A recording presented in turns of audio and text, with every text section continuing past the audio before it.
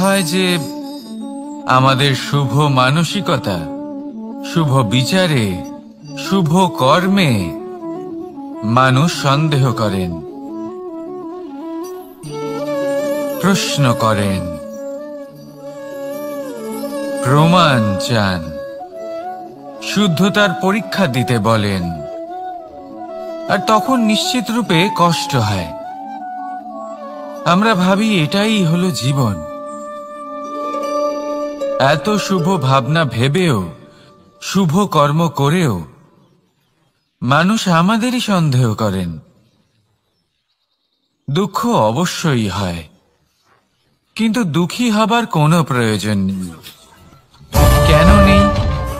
কারণ যদি কেউ আপনাকে সন্দেহ করে, করতে দিন। সংসারে কি হয় তা দেখুন। এই সংসারে সোনার শুদ্ধতাকেই পরখ করা হয়, কয়লার কটুতাকে নয়। আপনি হলেন স্বর্ণ, তাই আপনার শুদ্ধতা অবশ্যই পরখ করা হবে। সেটা তো হবেই হবে। আপনি নিজেকে দুঃখী করবেন না। আপনার কর্ম শুধু একটাই, স্বর্ণর মতো উজ্জ্বল থাকা। এই সংসার আপনার ভাবনা, চিন্তা, কর্ম এবং শুদ্ধতার প্রমাণ পেতেই থাকবে। তাই আসুন আর আমার সাথে ভালোবেসে বলুন, রাধা রাধা। অনেক সময় এমন হয় যখন মানুষ আমাদের সত্যকে অস্বীকার করতে থাকেন আর মানুষের মিথ্যে কথাগুলিকে গ্রহণ করেন, তাও আবার অত্যন্ত সহজে। তখন আমাদের খুব দুঃখ হয়, বড়ই ক্রোধ হয় মানুষের এই মানসিকতা নিয়ে। কিন্তু এটা জানা অত্যন্ত গুরুত্বপূর্ণ যে এমন কেন হয়। কারণটা কি আপনি? আপনারই কি কোনো দোষ রয়েছে? কখনোই নয়।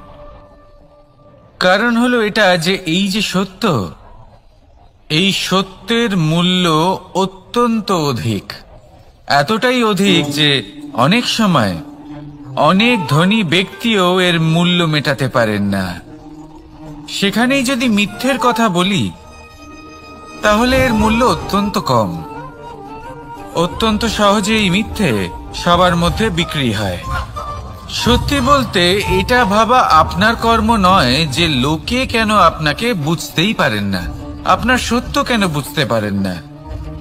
আপনার কর্ম হলো আপনার সত্যের সাথে দাঁড়িয়ে থাকা, সেই সত্যের সাথে চলতে থাকা।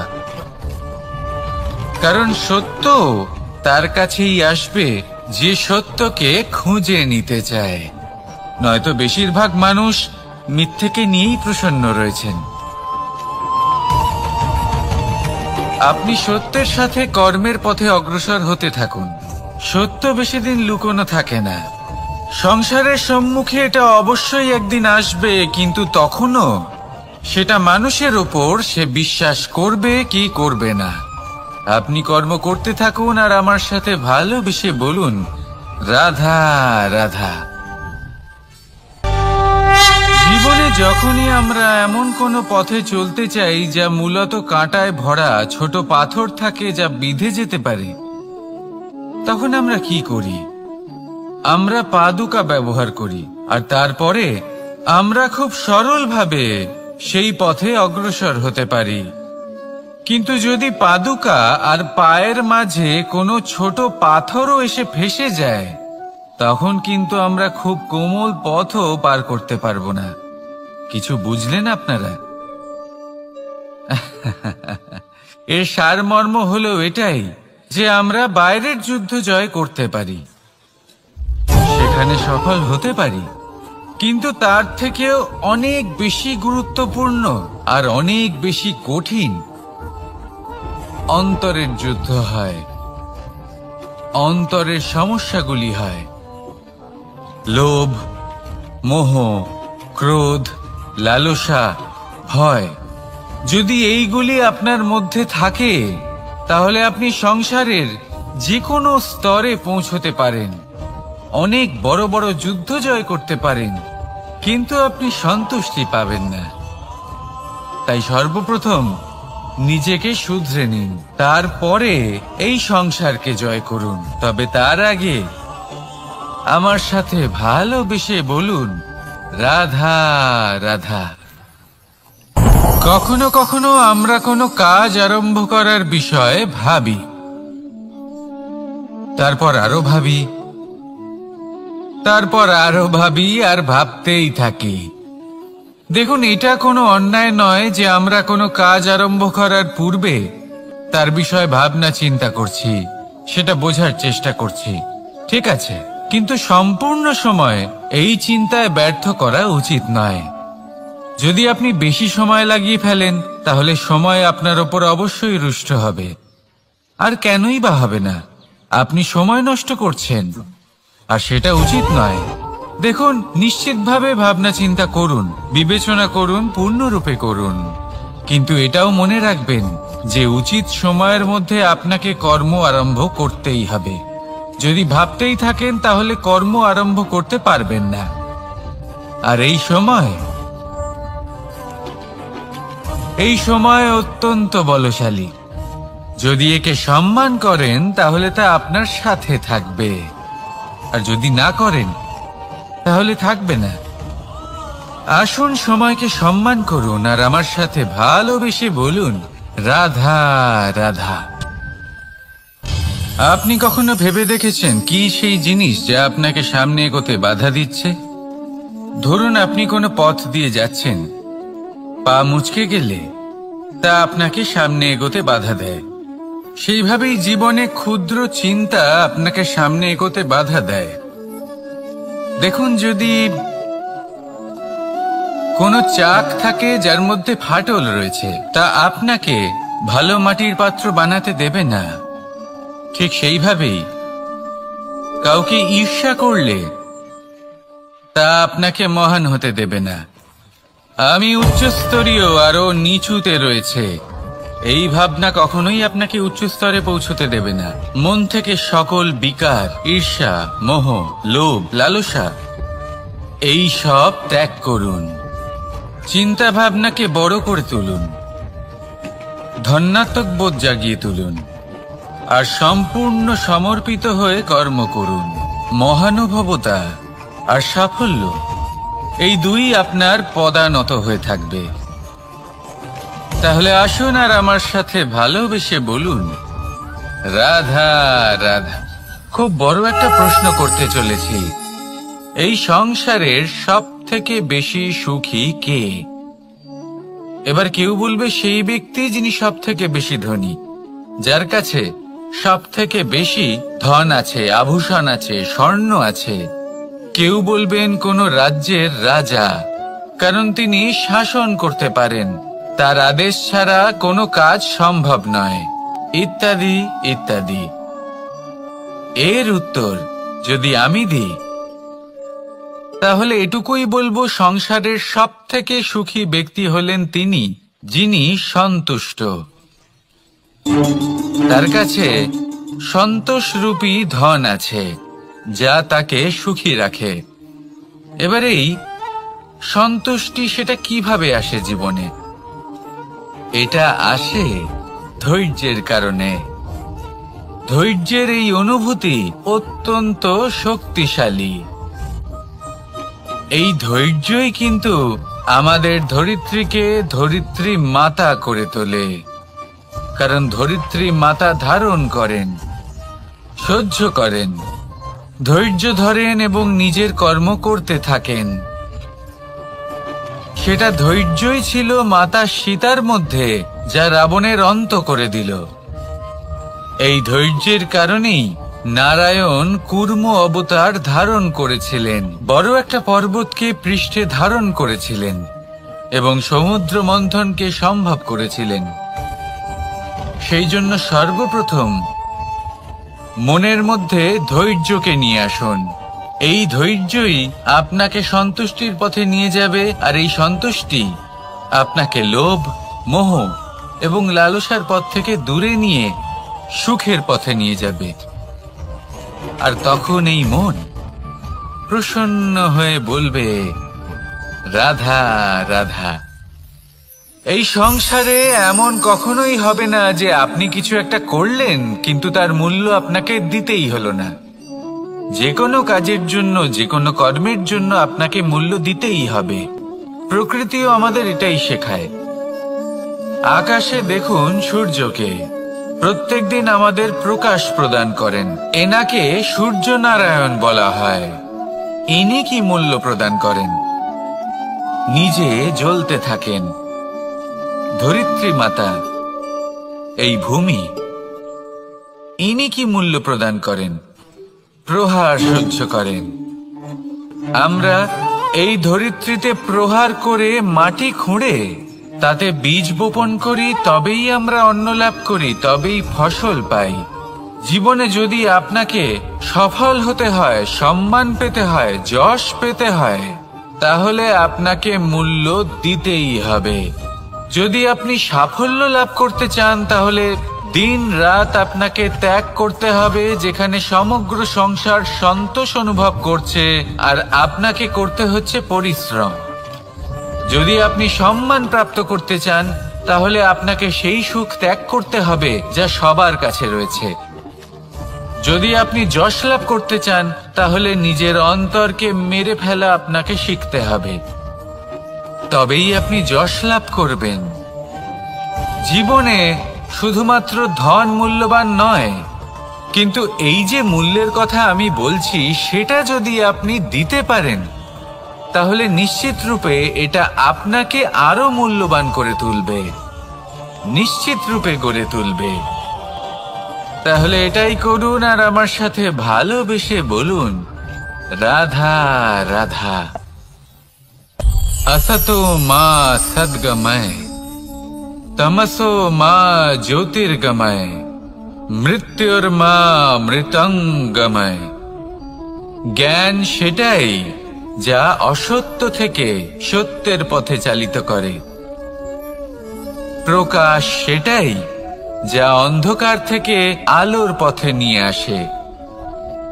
জীবন সেটাই যা মৃত্যু থেকে অমরত্বের পথে নিয়ে যায়। এবার এই তিনটে, জ্ঞান, জীবন এবং প্রকাশ, একই রকম। শূন্য থেকে এর উৎপত্তি হয় এবং আস্তে আস্তে আপনার জীবনে বিস্তার লাভ করে। এবার আমরা এটাই ভাবি যে কেমন করে এই তিনটিকে আগলে রাখা যায়। এর উত্তর হলো, এদের আগলে রাখার প্রয়োজনই নেই, ভাগ করে দিতে হবে। কোনো বৃক্ষকেই দেখে নিন, একটি বৃক্ষ অনেক বছর ধরে বেঁচে থাকে। কেন? কারণ সে ভাগ করে দিতে জানে। সে নিজের বীজ ছড়িয়ে দেয়, এই ধরিত্রীতে দেয়, সেই বীজ যা অঙ্কুরিত হয়ে এক নতুন বৃক্ষকে জন্ম দেয়। শুধু ছড়িয়ে দিয়ে একটি বৃক্ষ জীবন দান করতে পারে।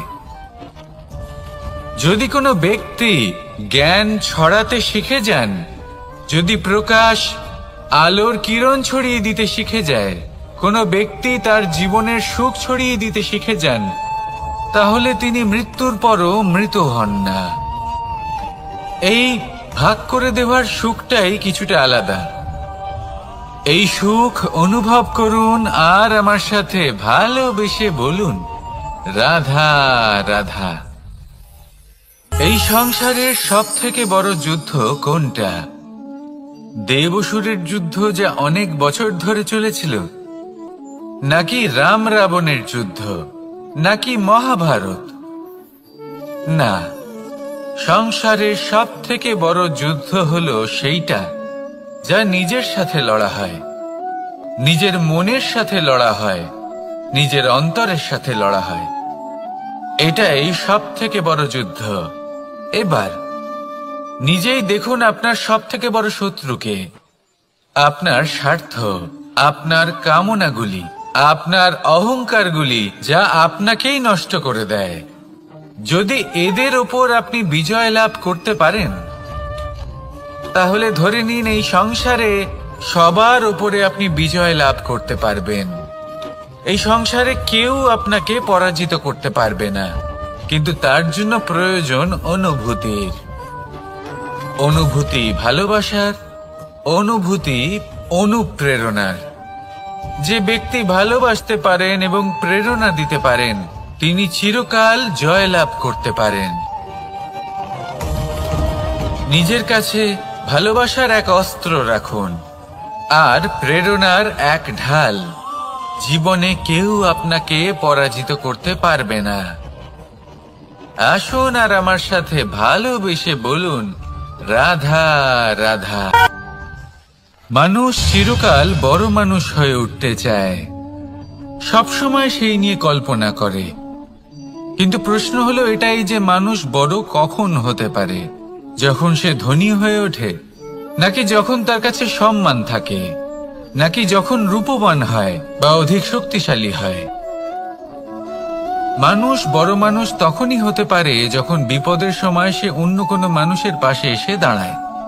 তাই সর্বপ্রথম এটা শিখুন। হয়তো এই জন্যই হনুমান শ্রীরামের কাছে এতটা বড়, আর হয়তো এই জন্যই বলরাম দাদা আমার কাছে এত বড়। যদি আপনিও জীবনে বড় হয়ে উঠতে চান, তাহলে কারোর সাথে তার দুঃখের সময়, তার সংকটের সময় তাকে সঙ্গ দিন আর পাশে এসে দাঁড়ান। এই মন প্রসন্ন হয়ে বলবে, রাধা রাধা। জীবনে সবথেকে বেশি গুরুত্বপূর্ণ বস্তু কি? বাড়ি, বাহন, সোনা, ধন? যদি আমি সত্যি বলি তাহলে জীবনে সবথেকে বেশি গুরুত্বপূর্ণ বস্তু কোনো বস্তুই নয়। যদি কিছু গুরুত্বপূর্ণ থাকে তাহলে তা হলো অনুভূতি,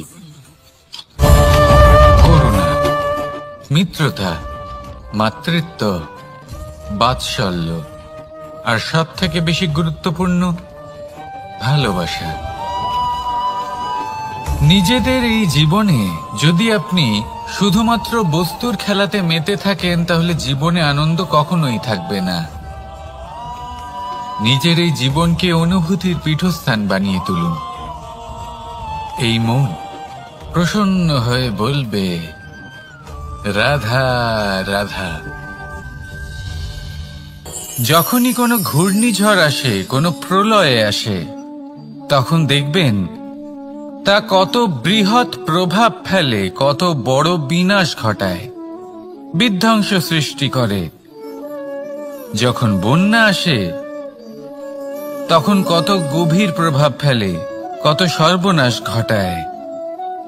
নদীর পাড়ও ভেঙে বয়ে নিয়ে যায়।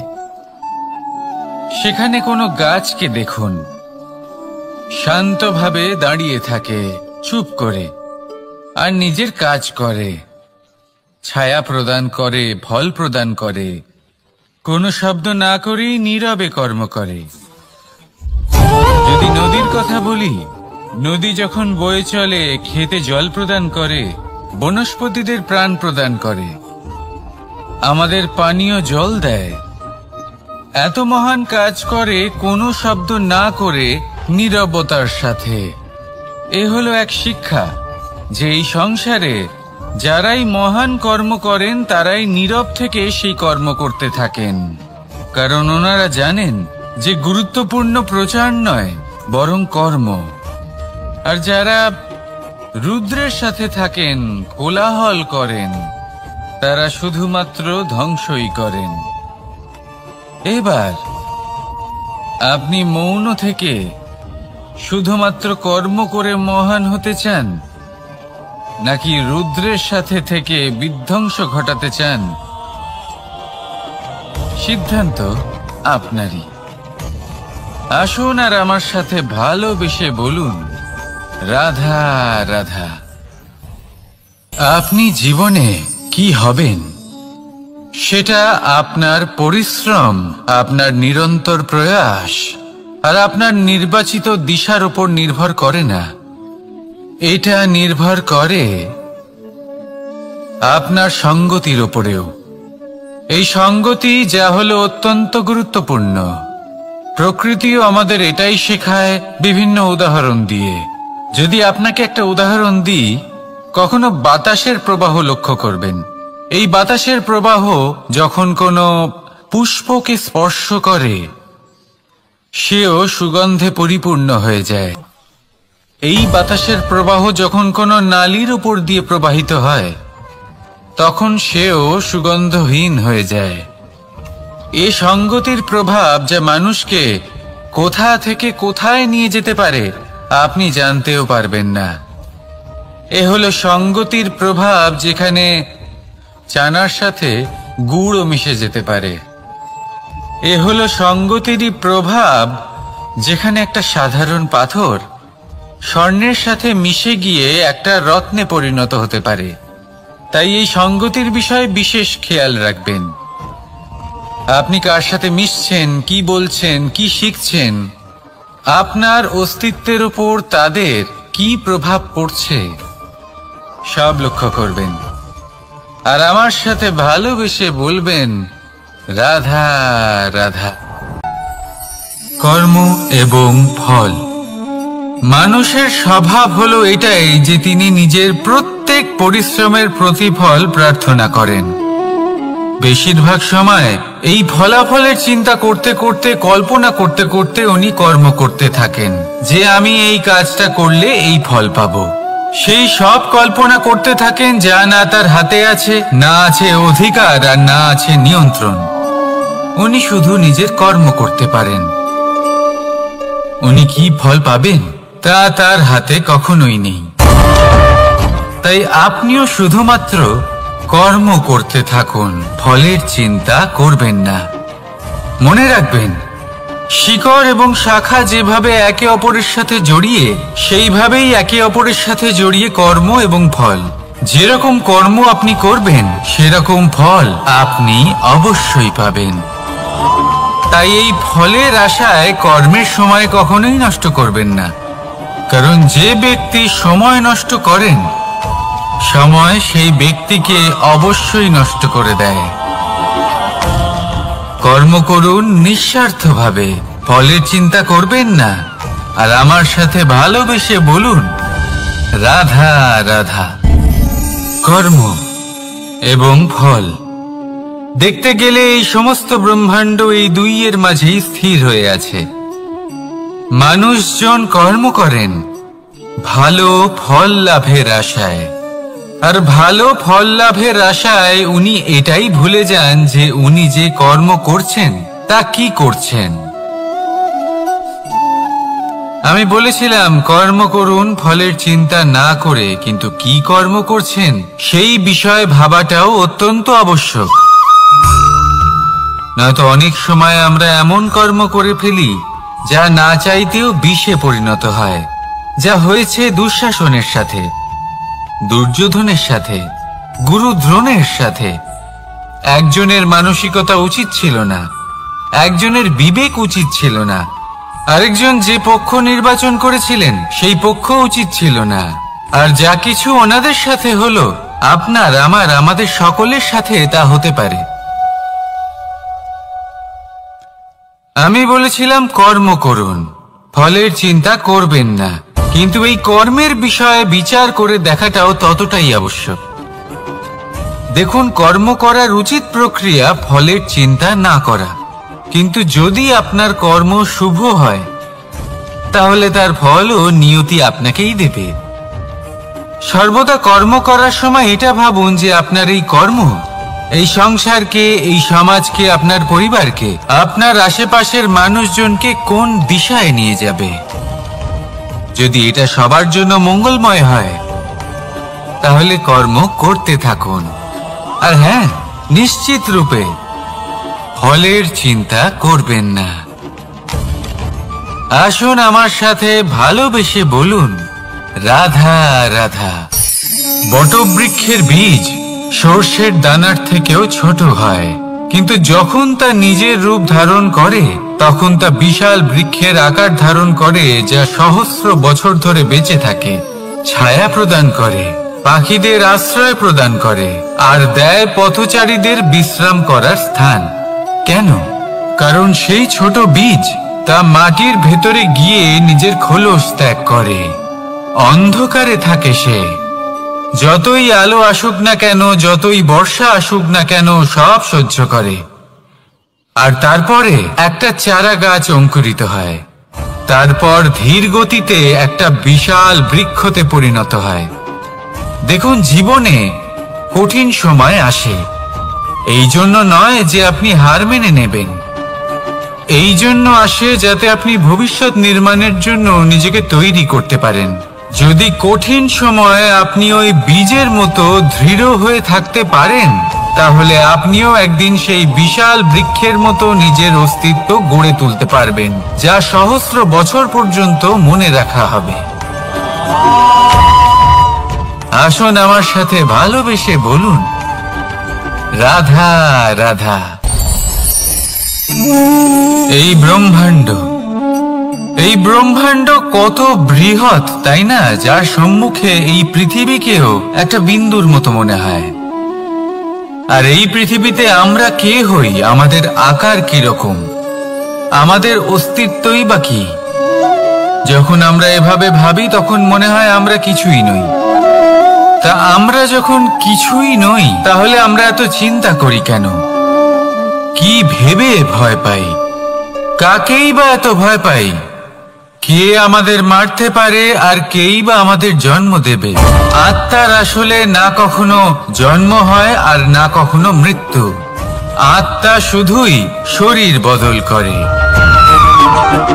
আপনি, আমি, আমরা সকলে এই শরীর নয়, আমরা হলাম আত্মা, যা হলো পরম আত্মার পরম অঙ্গ। সেই জন্য মনে রাখবেন, বাইরের কোথাও দেখবেন না, নিজের অন্তরের গভীরে গিয়ে দেখুন, আত্মাকে উপলব্ধি করতে শিখুন। ক্লেশ, ভয়, চিন্তা, এই সব কিছুর থেকে নিজেকে দূরে রাখুন, তাহলেই উপলব্ধি করতে পারবেন পরমাত্মা কে। তাহলে আসুন আমার সাথে ভালোবেসে বলুন, রাধা রাধা। পরিবর্তন এই সংসারের শাশ্বত নিয়ম। কোন রাজা নেই যিনি চিরকাল রাজা থাকেন, কোন ধনী ব্যক্তি নেই যিনি চিরকাল ধনী থাকবেন। এই সংসারে সূর্যের স্থান নেওয়ার জন্য চন্দ্রিমার আগমন ঘটে।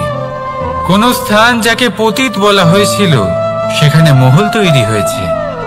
কোন স্থান যাকে আজ মলিন বলা হয়েছে, কাল সেখানে মন্দিরও স্থাপন হতে পারে। কোন ঋতু চিরকালের জন্য থাকে না, কখনো সময় চিরকাল একরকম থাকে না। আজ যা আপনার কাছে রয়েছে, কাল অন্য কারোর ছিল। আজ যে আপনার কাছে রয়েছে, কাল তা অন্য কারোর কাছে চলে যাবে। আপনার সাথে কিছু থাকলে তা হলো আপনার কর্ম, কিন্তু সেই কর্মের পরিণামও আপনার নয়। আপনি শুধু কর্ম করুন, বাকি সবকিছুই পরিবর্তনশীল। কিন্তু সেই পরিবর্তনকে দেখে ভয় পাওয়ার প্রয়োজন নেই, তাকে স্বাগত জানান। যদি আপনি হাসি মুখে সেই পরিবর্তনকে স্বাগত জানান, তাহলে এই পরিবর্তনও হাসি মুখে আপনার সাথে থাকবে। আসুন আমার সাথে ভালোবেসে বলুন, রাধা রাধা। সঞ্চয় মানুষের যখন থেকে বোধ বুদ্ধি হয়, সঞ্চয় করতে আরম্ভ করে দেন। সঞ্চয় করতে থাকেন ভোজনের, সঞ্চয় অর্থের, সঞ্চয় শক্তির। নিজের জন্য করেন, নিজের পরিবারের জন্য করেন, নিজের স্ত্রীর জন্য করেন, সন্তানের জন্য করেন, সন্তানের সন্তানের জন্য সঞ্চয় করেন। সঞ্চয় করার জন্য ওনার কাছে অনেক কারণ রয়েছে, কারণ উনি এটা ভাবেন যে এই সঞ্চিত শক্তির জন্য কেউ ওনার কোনো ক্ষতি করতে পারবে না। মানুষ ভুলে যান একটা গুরুত্বপূর্ণ কথা, এই সত্য, উনি এই সংসারে খালি হাতেই এসেছিলেন, আর এখান থেকে ওনাকে খালি হাতেই যেতে হবে। যা এখানকার তা এখানেই থেকে যাবে। আর যদি কিছু ওনার সাথে যায়, তা হলো ওনার কর্ম, আর কিচ্ছু নয়। তাই যদি কিছু অর্জন করতে চান, তাহলে শুভ কর্ম অর্জন করুন, আত্মশক্তি অর্জন করুন, কারণ পরলোকে এটাই হবে আপনার সম্পত্তি। তাহলে কি এটা আপনি অর্জন করতে চান না? আসুন আর আমার সাথে ভালোবেসে বলুন, রাধা রাধা। সদিচ্ছা।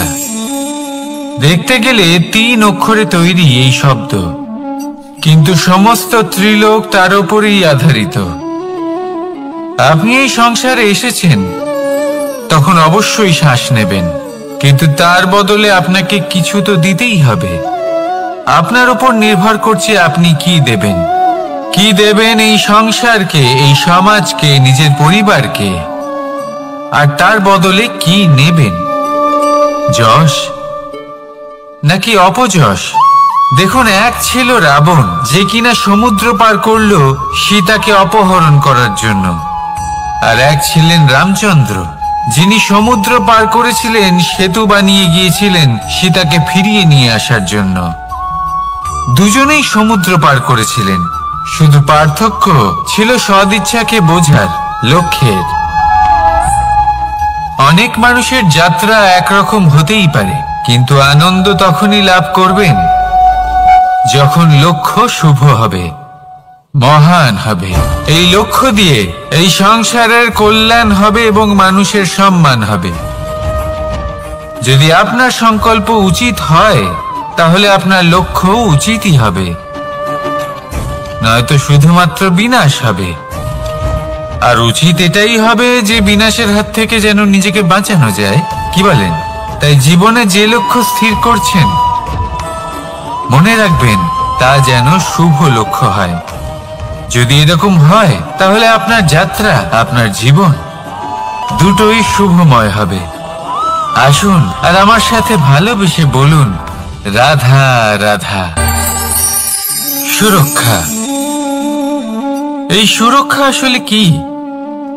এটা কি কোনো কবচ, নাকি কোনো সীমা?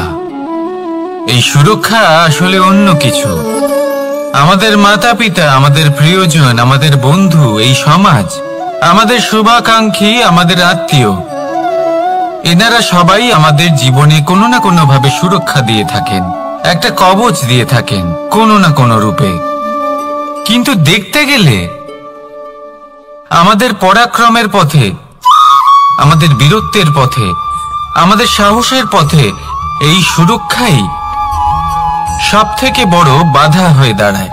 একবার ভেবে দেখুন, যদি আপনি কোনো সুরক্ষাই না পান, বা যদি আপনি এই সুরক্ষা ভেঙে বাইরে আসতে পারেন, তাহলে আপনার বীরত্ব চরম সীমায় পৌঁছে যায়। কেন? কারণ তখন আপনি জানেন যে এই সংসারের সম্মুখীন আমাদের নিজেদেরই হতে হবে। আপনি বুঝে যান যে শত্রুর সম্মুখীন এবার নিজের বলের দ্বারা, নিজের পরাক্রমের দ্বারা, নিজের সাহসের দ্বারা করতে হবে। আর তখন আমাদের মনের মধ্যে এই শক্তি জাগ্রত হয়। এই শক্তি অন্তরেই বসবাস করে, শুধু এটা চিনে নিতে হবে, একে জাগ্রত করতে হবে। আর এটা সুরক্ষা ভেঙে যাওয়ার পরেই সম্ভব হয়। আর যারা নিজের শক্তি সম্পর্কে জানেন, যিনি নিজেই জানেন তিনি কতটা শক্তিশালী, তিনি নিজেই নিজের সুরক্ষা কবচ চিরকালের মতো ভেঙে ফেলে দেন, ঠিক কর্ণের মতো। আর তারপরে দেখুন, আপনার পরাজয় হোক বা বিজয়ী হোক না কেন, সেটাই অনেক বড় হয়, সেটাই প্রশস্ত হয়ে থাকে। সেই জন্য ত্যাগ করুন নিজের ভয়কে, নিজের আশেপাশের এই সুরক্ষা চক্রকে ভেঙে ফেলুন, আর সম্মুখীন হন এই সংসারের নিজের শত্রুর সম্মুখীন হন। পরাক্রমের এই অঙ্কুর, তা অঙ্কুরিত হওয়ার জন্য বীজের উপরের এই কবচ, এটা ভেঙে যাওয়া অতি আবশ্যক। আসুন আমার সাথে ভালোবেসে বলুন, রাধা রাধা। যখন আমরা হাঁটতে থাকি আর আমাদের পায়ে কাঁটা বিঁধে যায়, তখন মুখ দিয়ে আহ বেরিয়ে আসে, কান্না চলে আসে, আর অনেক সময় অভিশাপও বেরিয়ে আসে। কিন্তু আমরা কি কখনো এটা এইভাবে দেখেছি, এইভাবে ভেবেছি যে আমরা যে পথে চলেছি সেই পথে কাঁটা বিঁধেছে, নাকি আমরা সেই পথ নির্বাচন করেছি যাতে শুধুই কাঁটা রয়েছে? নাকি আমরা এভাবে ভেবে দেখেছি যে এই কাঁটা আমাদের কষ্ট দিতে এসেছে, নাকি এটা আমরাই বিছিয়ে রেখেছিলাম? সাবধান থাকা উচিত ছিল, কারণ কাঁটা বিঁধলে যন্ত্রণা হবে, চিৎকার করে ফেলতে পারি, মুখ থেকে অভিশাপও বেরিয়ে আসতে পারে। কিন্তু এই অভিশাপ শুধুমাত্র আমাদের তরফ থেকে অভিশাপ হয়, সামনের ব্যক্তিটির ওপরও নির্ভর করে। এবার সেই ব্যক্তি যদি এমন হয় যে ফুল আর কাঁটা এই দুই সমানভাবে গ্রহণ করতে পারে, তার কাছে অভিশাপও বরদানে পরিণত হয়। শেষ পর্যন্ত ব্যাপারটা দাঁড়ায় ভাবনা, চিন্তা, দৃষ্টিভঙ্গির ওপর। কারণ আপনার এই ভাবনাই সত্যি হয়ে সামনে আসে। সেই জন্য এই ভাবনা, চিন্তা, মানসিকতাকে গুরুত্ব সহকারে দেখবেন। এই বিবেচনা নিয়ে বিবেচনা করতে শিখুন। আমার কথার অর্থ হলো যে জীবনে যখন এরকম কিছু একটা ঘটবে, তখন ভেবে দেখুন যে এরকম কেন হলো। আপনি কি এমন কোনো কর্ম করেছিলেন যার কর্মফল এটা? এমন কোনো কাজ যা অনুচিত ছিল, অসত্য ছিল, যা অভদ্রতার কারণ ছিল? ভেবে দেখা প্রয়োজন। দেখুন, ইচ্ছে হলো আপনার যে আপনি কি করতে চান, ভাবনা আপনার, সত্য আপনার, জীবন আপনার, সিদ্ধান্ত আপনার। আসুন আর আমার সাথে ভালোবেসে বলুন, রাধা রাধা। সময়। এই সময় আসলে কি? এই সময় একটা সরল রেখা তো কখনোই নয়। সময় হলো একটা চক্র, যেখানে এর আদি সেখানেই হলো এর অন্ত, আর যেখানে তা শেষ হয় সেখান থেকেই তার শুরু হয়। এই সময় একটা অত্যন্ত বিচিত্র চিন্তা, বিচিত্র ভাবনা, একটা বিচিত্র বস্তু যা কেউ বুঝতে পারেন না। এই সময়ের লীলা, এর কোনো প্রমাণ নেই, কোনো জ্ঞান নেই, কোনো পরিমাপ নেই। শুধু এটুকু আমরা জানতে পারি, যেখানে শেষ হবে সেখান থেকে একটা নতুন সূচনাও হবে। যা আজ আপনার কাছে আছে, কাল অন্য কারোর কাছে যাবে, তারপরে তার কাছ থেকেও অন্য কারোর কাছে যাবে, তারপরে তার থেকেও ছিনিয়ে নেওয়া হবে। এই নিয়তির একজনের কাছ থেকে অন্যজনের কাছে আদান প্রদানের এই সময় হলো আপনার সময়। এই সময় সদ্ব্যবহার করুন, এই সময়কে বাঁচুন। আপনাকে শুধু এটাই সুনিশ্চিত করতে হবে যে আপনি কোন পক্ষে আছেন। আর সত্যি বলতে কি, আপনার জীবনের পরিণাম নির্ভর করে আপনার নির্বাচনের ওপর। আপনি কোন পক্ষ নির্বাচন করছেন? তাহলে মনে রাখবেন, জীবনে সেই পক্ষই নির্বাচন করবেন যা চয়ন করার পরে আপনি সুখ অনুভব করবেন, আপনি সন্তোষ লাভ করবেন, প্রসন্নতা লাভ করবেন। আর আমি এটাই সুনিশ্চিত করব যে এই পক্ষ যেন শান্তির পক্ষ হয়, এই পক্ষই যেন প্রেমের পক্ষ হয়। তাহলে চিন্তা করবেন না, আর আসুন আমার সাথে ভালোবেসে বলুন, রাধা রাধা। দৃষ্টি আর দৃষ্টিভঙ্গি, এই সমগ্র লীলা হলো এই দুইয়ের। বিচিত্র হতে পারে, কিন্তু এটাই সত্যি। এবার আপনাকে একটা উদাহরণ দিয়ে বোঝাই। অনেক সময় আপনি কোনো ব্যক্তিকে এটা বলতে শুনবেন যে আমি আমার নিজের উপরে গর্ব করি, আমি নিজেকে নিয়ে গর্ব করি, আমি খুব ভালোভাবে আমার মা বাবার সেবা করি, ওনাদের আমি সবসময় সুখী রাখি, ওনাদের আমি একটা বাড়ি দিয়েছি, সকল সুখ সুবিধা দিয়েছি, ওনাদের জীবনে প্রত্যেক জিনিস দিয়েছি আর দেব যা তাদের প্রয়োজন।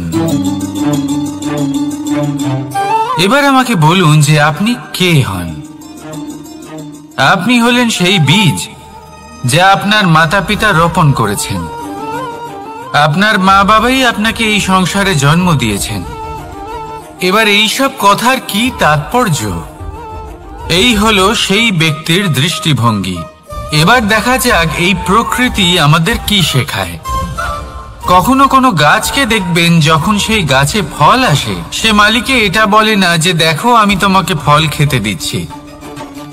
সেই বৃক্ষ এটা বলে না যে দেখো আমি তোমায় আহার করতে দিচ্ছি, কারণ ও জানে যে এটা হলো সেই মালির পরিশ্রম, এটা হলো তারই কর্মের ফল, আর এটা তারই পাওয়া উচিত। সে বলে যে তোমার জিনিস তোমাকেই অর্পণ করলাম, এ আমার জিনিস নয়। ও জানে সেই মালির গুরুত্ব আসলে কি, এটা হলো তার দৃষ্টিভঙ্গি। সেজন্য আপনি জীবনে কোন ব্যক্তির মধ্যে, কোন পশু পাখির মধ্যে, কোন প্রাণীর মধ্যে, কোন পরিস্থিতিতে, কোন আবেগের মুহূর্তে কি দেখতে পাচ্ছেন, সেটা আপনার দৃষ্টিভঙ্গির উপরে নির্ভর করছে। তাই নিজের মনে ধনাত্মক ভাব জাগ্রত করুন, শুভ চিন্তা নিয়ে আসুন। এই ভাবনাই সত্য হয়ে সামনে আসবে। এই দৃষ্টিভঙ্গি